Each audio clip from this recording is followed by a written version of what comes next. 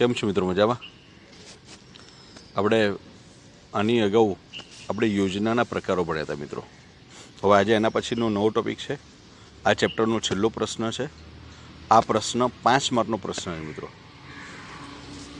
ઘણી વખત આ પ્રશ્ન 5 માર્કમાં પૂછાય છે, બરાબર. એવું પૂછે કે ભાઈ આયોજનના ઘટકો સમજાવો, અથવા એવું પૂછે એલિમેન્ટ્સ ઓફ પ્લાનિંગ. આને ઇંગ્લિશમાં બીજો શબ્દ એલિમેન્ટ્સ ઓફ પ્લાનિંગ પણ કહેવાય અને કમ્પોનન્ટ્સ ઓફ પ્લાનિંગ પણ કહેવાય મિત્રો. હવે એ થાય કે આપણે ઘટકો એટલે શું મિત્રો? તો આપણે જ્યારે બી આપણે આયોજન કરીએ છીએ ને મિત્રો, ત્યારે નાની નાની બાબતો હોય, નાની નાની યોજનાઓ હોય, બરાબર છે. નાની નાની યોજનાઓ અને કાર્યક્રમો નક્કી કરવા પડે મિત્રો. નાની નાની યોજનાઓ નક્કી કરીએ, કાર્યક્રમો નક્કી કરીએ. આ જે કાર્યક્રમો નક્કી કરવામાં આવે છે, નાની નાની યોજનાઓ તૈયાર કરવામાં આવે છે, તેને આયોજનના શું કહેવાય? ઘટકો કહેવાય મિત્રો. આ નાની નાની યોજનાઓ, ફરી એક વખત, નાની નાની યોજનાઓ, કાર્યક્રમો નક્કી કરવામાં આવે છે અને ત્યારબાદ એ નિર્ણય લેવામાં આવે છે, એને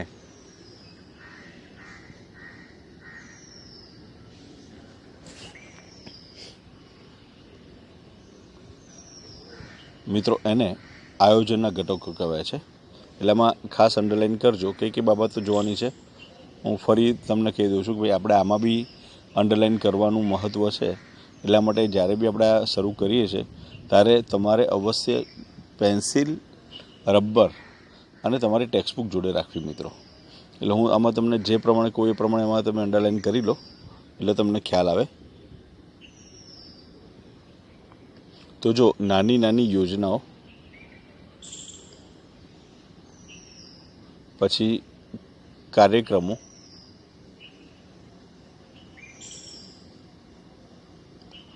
નક્કી કરી, બરાબર.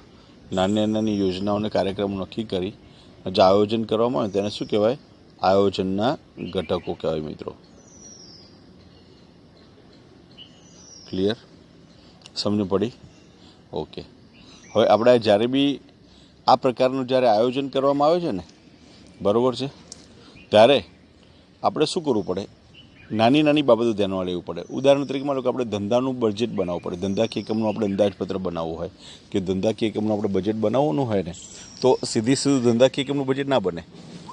એના માટે સૌ પ્રથમ તમારે વિભાગો પ્રમાણે અંદાજપત્ર બનાવવું પડે મિત્રો. વિભાગો પ્રમાણે અંદાજપત્રો તૈયાર કરવા પડે. એટલે ઉત્પાદન વિભાગનું અંદાજપત્ર બનાવવું પડે, ખરીદ વિભાગનું અંદાજપત્ર બનાવવું પડે, વેચાણ વિભાગનું અંદાજપત્ર બનાવવું પડે. આમ તમામ વિભાગના અંદાજપત્રો તૈયાર કરી અને આ વિભાગીય અંદાજપત્રોને આધારે મુખ્ય અંદાજપત્ર તૈયાર કરવામાં આવે મિત્રો. ખ્યાલ આવી ગયો? એટલે આ એનું સૌથી મહત્વનો ભાગ છે. એટલા માટે અલગ અલગ પ્રકારના, એટલે દરેક વિભાગના અંદાજપત્રો તૈયાર કરી અને પછી જ એનું મુખ્ય અંદાજપત્ર બને છે. એ સિવાય અંદાજપત્ર બની શકતું નથી મિત્રો, બરાબર. હવે એના ઘટકો જોઈએ તો મિત્રો એના ઘટકો એટલા 7 છે. તો જુઓ, હેતુ, વ્યૂહરચના, નીતિ, વિધિ, નિયમો, અંદાજપત્ર અને કાર્યક્રમો. મિત્રો આ યાદ રાખવું હોય ને તો એક બહુ સરળ વસ્તુ છે, એકદમ સરળ છે. જો આખી હેતુ, નીતિ, વિધિ, નિયમો, કાર્યક્રમો, બજેટ અને વ્યૂહરચના. ફરી હેતુ, નીતિ, વિધિ, નિયમો, કાર્યક્રમો, બજેટ અને વ્યૂહરચના. એટલે જો હવે 2 કપલ છે. આ યાદ રાખવાનું કેવી રીતે? 2 કપલ કયા કે હેતુ, નીતિ, વિધિ અને નિયમ. હેતુ બોય છે, હેતુ, નીતિ, વિધિ અને નિયમ. એમ કરીને 2 કપલો છે મિત્રો. આ લોકો શું કરે છે? આ લોકો એક કાર્યક્રમ બનાવે છે, બરાબર. એક ચલો આપણે બહાર ફરવા જઈએ, કાર્યક્રમ બનાવે, પછી તરત જ આવે બજેટ. એટલે ભાઈ બજેટ કેટલું હશે? એટલે બજેટ એટલે અંદાજપત્ર. પછી એટલે કે ઘરે શું કહીશું? વ્યૂહરચના. એટલે પહેલાં શું આવ્યું મિત્રો? હેતુ, નીતિ, વિધિ, નિયમો, કાર્યક્રમો, બજેટ અને વ્યૂહરચના. યાદ રહી ગયું? ફરી એક વખત શું આવશે? હેતુ, નીતિ, વિધિ, નિયમો, કાર્યક્રમો, બજેટ અને વ્યૂહરચના. મિત્રો, આ પ્રશ્ન પરીક્ષામાં પૂછાય છે એટલે આપણે આ તૈયાર કરવાનો છે પ્રશ્ન, બરાબર છે. હવે એક એક આપણે બધા જ મુદ્દા એક મુદ્દા આપણે સમજી લઈએ એટલે તમને મગજમાં એકદમ ક્લિયર થઈ જાય મિત્રો. તો પહેલાં વાત કરીએ હેતુ. હવે હેતુ એટલે તમને ખબર છે ધંધાકીય એકમમાં આપણે કયું કામ કરવાનું છે, બરાબર છે. એટલે પહેલું શું છે, ધંધાકીય એકમમાં ધ્યેય એટલે હેતુ, એટલે ધ્યેય નક્કી કરવાનું અને તેને પૂરા પાડવાનું કામ એટલે હેતુ કહેવાય. ફરી ધંધાકીય એકમ એટલે શું છે? કોઈ પણ ધંધાકીય એકમ, માનો કે આપણે ધંધાકીય એકમ છે, આપણે નક્કી કરીએ ભાઈ આ વર્ષે આપણે end of the year 2 crore રૂપિયા કમાવા છે, આપણો ધ્યેય થઈ ગયો. ઓકે, હવે આ 2 કરોડ રૂપિયા એન્ડ ઓફ ધ યર કમાવાના છે, એટલે વર્ષના અંતે કમાવાના છે. એટલે વર્ષના અંતે કમાવે આપણો પૂરો મુખ્ય હેતુ થઈ ગયો. સમજ પડી ગઈ? એટલે ધ્યેય નક્કી કરી એને પાર પાડવાનું કાર્ય એટલે એનો મુખ્ય હેતુ કહેવાય. ક્લિયર? હવે એ નક્કી કરવું મિત્રો, ધ્યાન રાખજો, તે નક્કી કરતી વખતે છે ને તેને અસર કરતા તમામ પરિબળો ધ્યાનમાં લેવા પડે મિત્રો, બરાબર છે. એને જે પણ, હવે જો 2 પ્રકારના પરિબળો અસર કરે મિત્રો, એક આંતરિક પરિબળો અસર કરે અને એક બાહ્ય પરિબળો અસર કરે. એટલે આ બંને પરિબળોને ધ્યાનમાં લેવા પડે. હા, અને જ્યારે આપણે હેતુ નક્કી કરીએ છીએ ને ત્યારે હેતુ કેવા હોવા જોઈએ? ખરો, વાસ્તવિક હોવા જોઈએ. મતલબ વાસ્તવિક એટલે કે સિદ્ધ થઈ શકે તેવા, પૂરા થઈ શકે તેવા હોવા જોઈએ, બરાબર. વધારે પડતા મહત્વાકાંક્ષી ના હોવા જોઈએ. આપણે એવું નક્કી ના કરીએ, આપણી હવે કંપની શરૂ કરી ભાઈ ગમે તે ભાઈ આપણે વર્ષે 2 કરોડ રૂપિયા કમાતા હોઈએ કે કરોડ રૂપિયા કમાતા હોઈએ, આપણે કહીએ કે ના ભાઈ આ વર્ષે આપણે 100 કરોડ રૂપિયા કમાવા છે. આ વધારે પડતા મહત્વાકાંક્ષી થઈ જાય, બરાબર છે. એટલે આ વાસ્તવિક ના કહેવાય મિત્રો. એટલે આપણે હેતુ કેવા હોવા જોઈએ? વાસ્તવિક હોવા જોઈએ. એના પછી વાત કરીએ આપણે વ્યૂહરચનાની વાત કરીએ. આપણે મોઢે એ રીતે કરીએ છીએ પણ આપણે સમજીએ છીએ આ પ્રમાણે, એટલે એની વ્યૂહરચનાની વાત કરીએ. તો હવે વ્યૂહરચના એટલે શું? આ ખાસ ધ્યાન રાખજો મિત્રો, અંડરલાઈન કરજો. હવે આપણે ધંધાકીય એકમમાં છે ને આયોજન કરીએ. હવે આપણે જે પણ ઉદ્દેશો હોય, એટલે આપણા હેતુઓ, ઉદ્દેશો એટલે હેતુઓ પાર પાડવા માટે જે આપણે યુક્તિ ઘડીએ ને, હેતુઓ પાર પાડવા માટે આપણે જે પણ યુક્તિ ઘડીએ એ શું કહેવાય? આપણી વ્યૂહરચના કહેવાય મિત્રો. હવે બીજા હજુ વધારે સામાન્ય અર્થમાં વાત કરું તમને, એટલે આપણે નક્કી કરેલા હેતુઓ છે, બરાબર છે, એને હેતુઓને પાર પાડવા માટે, એટલે માનો કે આપણે 2 કરોડ રૂપિયા નફો કમાવાનું પ્લાનિંગ કર્યું છે, તો એ પાર પાડવા માટે આપણે જે પણ જે પણ નીતિ ઘડી, જે પણ યુક્તિ ઘડીએ, આ જે યુક્તિ ઘડીએ ને એને શું કહેવાય? વ્યૂહરચના કહેવાય. એનાથી શું થાય? તો અંડરલાઈન કરજો મિત્રો. તેનાથી એકમ બજારમાં હરીફ સામે કે અસર કરતા અન્ય પરિબળો સામે ટકી શકે છે મિત્રો. આપણા હરીફો સામે છે ને ટકી શકાય છે. અને આ પ્રકારની વ્યૂહરચના ક્યાં ઘડવામાં આવે મિત્રો? તો આ પ્રકારની વ્યૂહરચના છે ને મોટાભાગે જો આપણે હમણાં આપણે બોર્ડર ઉપર ભારત અને ચીન વચ્ચે થોડું વાતાવરણ બદલાવ્યું ને, એટલે એ વખતે આપણે વ્યૂહરચના ઘડી. આપણે ત્યાં એરફોર્સના બધા પ્લેન પણ ત્યાં મૂકી દીધા અને ત્યાં આગળ આપણે શક્તિ પ્રદર્શન કર્યું. શક્તિ પ્રદર્શન એટલે એક વ્યૂહરચના કહેવાય મિત્રો. એટલે સામેવાળા વ્યક્તિને બી ખ્યાલ આવે કે ભાઈ અમારી પાસે આટલી તાકાત છે, એટલે અમારી ઉપર હુમલો કરતાં પહેલાં વિચારજો, એ સિવાય ન કરતા યાદ રાખજો. એટલે આ વ્યૂહરચના કહેવાય. એટલે વ્યૂહરચનાથી છે ને સામેનો હરીફ ઠંડો પડી જાય મિત્રો. એટલે આવી વ્યૂહરચના ક્યાં જોવા મળે? તો કે લશ્કર અને રમતગમત ક્ષેત્રે મોટા પ્રમાણમાં આ પ્રકારની વ્યૂહરચના જોવા મળે છે મિત્રો, બરાબર. હવે આપણે જ્યારે બી વ્યૂહરચના ઘડીએ છીએ ને ત્યારે યાદ રાખજો, આ વ્યૂહરચના હરીફોથી કેવી રાખવી પડે? ગુપ્ત રાખવી પડે મિત્રો, બરાબર. તો જ આપણને સફળતા મળે, બાકી સફળતા મળી શકે નહીં મિત્રો. ક્લિયર? સમજ પડી ગઈ? હવે વ્યૂહરચના પછી આપણે વાત કરીએ નીતિ. નીતિ એટલે બીજા શબ્દોમાં પોલિસી. એટલે આપણે ધંધાકીય એકમના હેતુ સિદ્ધ કરવા માટે સંચાલકો જે નિર્ણયો કરે નિર્ણયો લે, વ્યૂહરચના ઘડે, એને નીતિ કહેવામાં આવે મિત્રો. ખ્યાલ આવ્યો?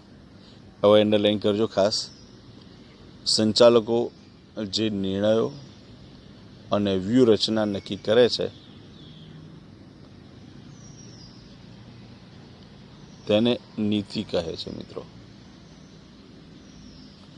નીતિથી છે ને એકમની છાપ ઊભી થાય. આ યાદ રાખજો, નીતિથી એકમની છાપ ઊભી શકવી શકાય.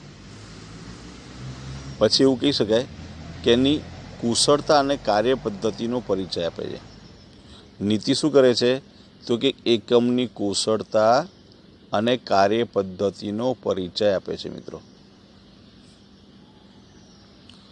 હવે માન લો કે આપણે કોઈ પણ ધંધાકીય એકમ છે, એમાં કેડબરીની વાત કરીએ. કેડબરીની ચોકલેટ છે, ડેરી મિલ્ક, એ ક્વોલિટી એટલી સારી બનાવે, એનો એક જ હેતુ છે સારામાં સારી ક્વોલિટી બનાવી અને ગ્રાહકો સુધી પહોંચાડવી. એટલી સારી ક્વોલિટી બનાવે છે, બરાબર, કે જેથી કરીને છે ને આપોઆપ ગ્રાહકો આપોઆપ આકર્ષાય છે. પણ હવે આપણી નીતિ કેવી હોવી જોઈએ ખબર છે મિત્રો? આ નીતિ વ્યવહારુ અને વાસ્તવિક હોવી જોઈએ, બરાબર. એને પોલિસી કહી શકાય. ઘણી વખત નથી કહેતા customer satisfaction is our best policy. ગ્રાહકોનો સંતોષ એ જ અમારું મુદ્રાલેખ છે એવું કહે છે ને. આપણે ઘણી વખત દુકાનમાં જઈએ છીએ ને, દુકાનની પાછળ એવું લખેલું હોય, આ નીતિ છે, પોલિસી છે, બરાબર. કે ભાઈ ઘણા લોકો કે ભાઈ અમે ક્વોલિટીને પસંદ કરીએ છીએ, ક્વોન્ટિટીને નહીં. અમે ક્વોલિટીને માન આપીએ છીએ, એટલે ગુણવત્તાને માન આપીએ છીએ. આ પોલિસી કહેવાય મિત્રો, બરાબર. એવી રીતે આપણે આપણા ગ્રાહકોને ઉધાર માલ વેચાણ કરવું કે નહીં, એ આપણી પોલિસી છે મિત્રો. એટલે આ પ્રકારની પણ પોલિસી હોય છે, બરાબર છે. ક્લિયર? પોલિસી એટલે નીતિ. ક્લિયર? હવે એના પછી વાત કરીએ પદ્ધતિ, વિધિ.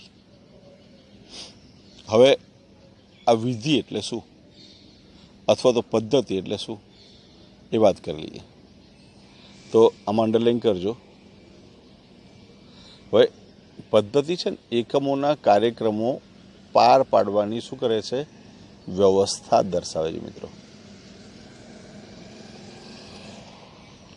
હવે વ્યૂહરચના શું કરે? આ યાદ રાખજો, વ્યૂહરચના એકમોને હરીફો સામે ટકી શકવાની વ્યવસ્થા દર્શાવે છે, બરાબર. નીતિ શું કરે છે તો કે હેતુ કેવી રીતે પાર પાડવા તે દર્શાવે છે, બરાબર છે. જ્યારે વિધિ છે ને એ નક્કી કરેલા ઉદ્દેશો કેવી રીતે પાર પાડવા તેનો માર્ગ બતાવે છે મિત્રો. ક્લિયર? સમજણ પડી? હવે આપણે માન લો કે વેચાણનો ટાર્ગેટ છે, વેચાણનો ટાર્ગેટ કેટલા પ્રમાણમાં કેટલો વધારવો એ બાબત આ ધ્યાનમાં લેવામાં આવે છે. આમ એવું કહી શકીએ આમ કરવાથી સફળતાની શક્યતા વધી જાય છે.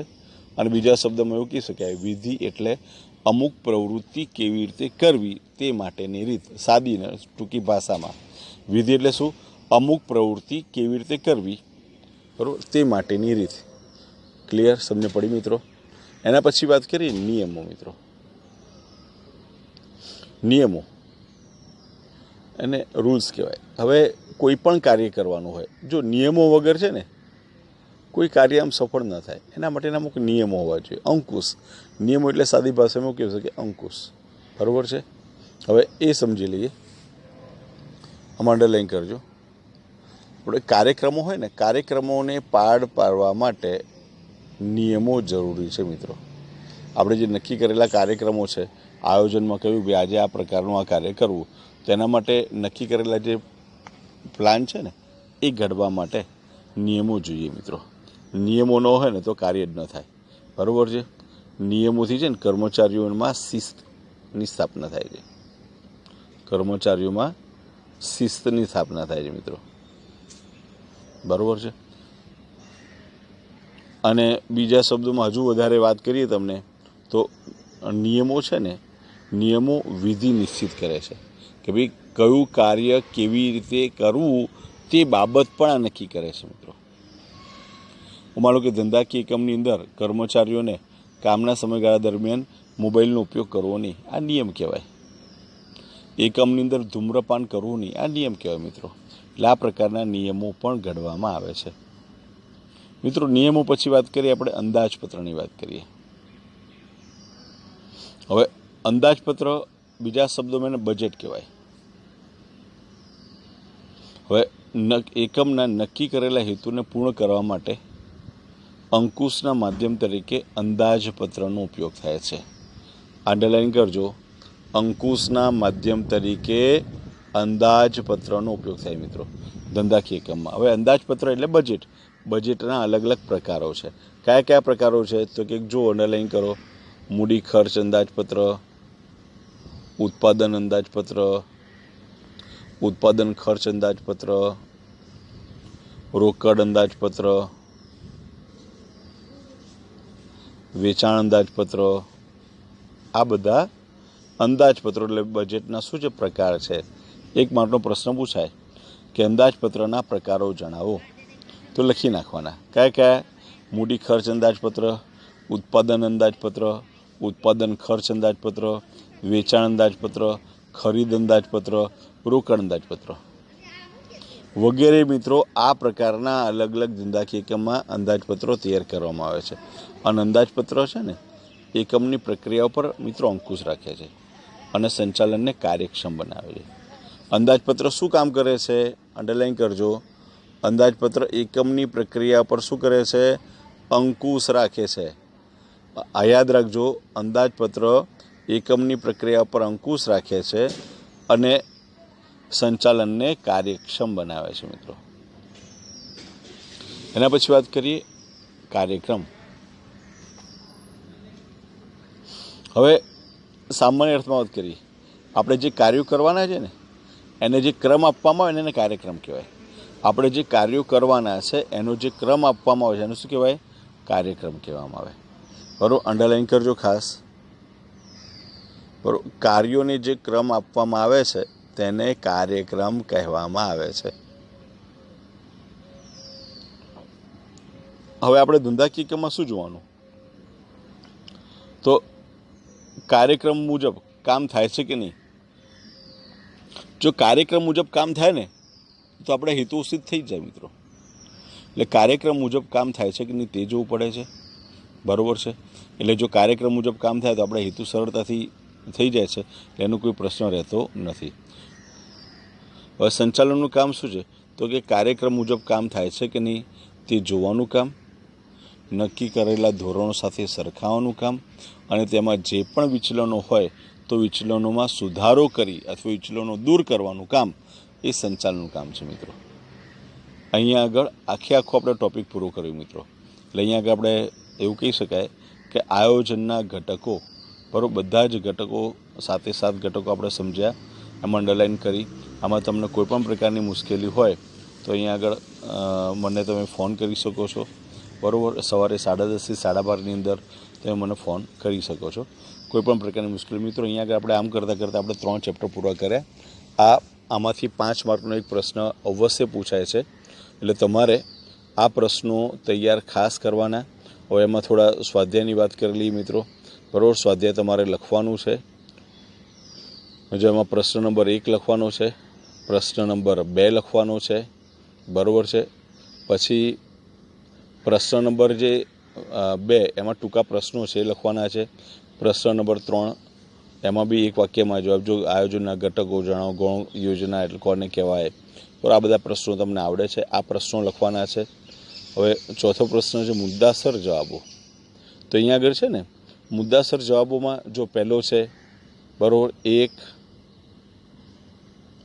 પછી 5, બરાબર, અને 6 આટલા લખવાના. અને 7મું જે વિધાનો છે તે લખવાના. અને 5માના બધા પ્રશ્નો છે એ લખવાના કે આયોજનના લક્ષણો સમજાવો, આયોજનની પ્રક્રિયા સમજાવો, આયોજનના ઘટકો સમજાવો, આયોજનની મર્યાદા સમજાવો, યોજનાના પ્રકારો સમજાવો. આ પ્રશ્નો 5 પ્રશ્નો મુદ્દાસર છે. તો મુદ્દાસર આ લખવાના છે મિત્રો. આ લખ્યા પછી તમારે મને વોટ્સઅપ કરવાનું છે, બરાબર. એટલે આખો આપણે આ ટૉપિક અહીંયા આગળ પૂરું થયો. આ ચેપ્ટર અહીંયા આગળ પૂરું થયું.